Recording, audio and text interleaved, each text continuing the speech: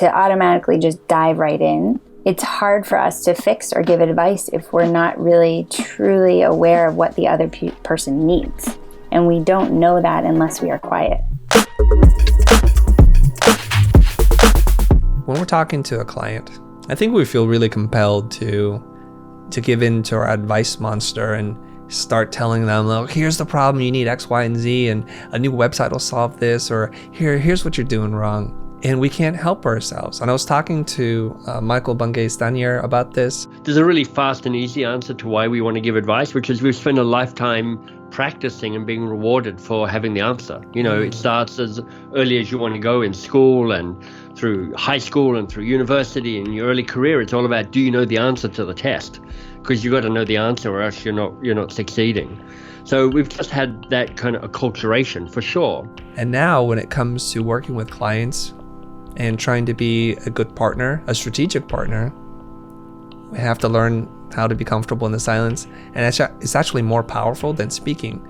I'd love to hear your take on this. Mm-hmm. Silence is more powerful, I believe, than speaking. And it really is a way to create more intimacy in conversation.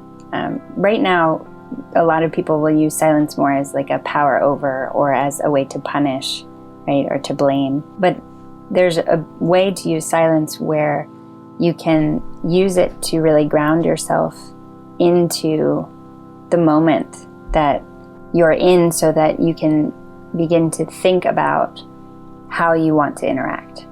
And it changes the dynamic of a conversation because you're allowing there to be space, right? You're giving a chance to be pauses and breath, and that gives way to more creativity, that gives way to more an openness that you create. And it also gives us this ability to start to notice when we want to interrupt, when we want to fix, when we want to solve, when we want to just, continue to speak, when most of the time people don't need that, right? In a lot of interactions, most people need to be listened to first. And then from there, we can ask if people would like our suggestions. But to automatically just dive right in, it's hard for us to fix or give advice if we're not really truly aware of what the other person needs.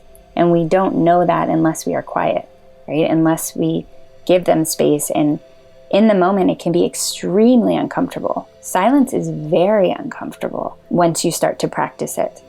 And in the moment that you're feeling the discomfort, so much of this practice is really becoming comfortable with discomfort, is reminding yourself, okay, stay open, right? Allow this person to speak, allow this person to finish.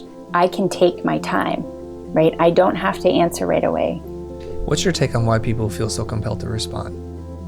This stark contrast between what you just said and others where before the question's even finished, people are already answering. I think people get excited, I think people think, I want to say something right away because it might leave, right? This thought that I have, it might go away, and I just got to get it out, or I'm really excited to share it. And also we're trained this way. We're really trained to just have reactions. The art of conversation is not something that we learn. We don't learn to have a discussion. We really learn to react to what someone is saying. So we automatically go into ourselves right away, right? We take what somebody is saying and we relate it to ourselves right away, and then whatever comes in just comes right out. But if we were to pause and really practice pausing, we get the opportunity to see if we need to come from that, like the I, me, my lens.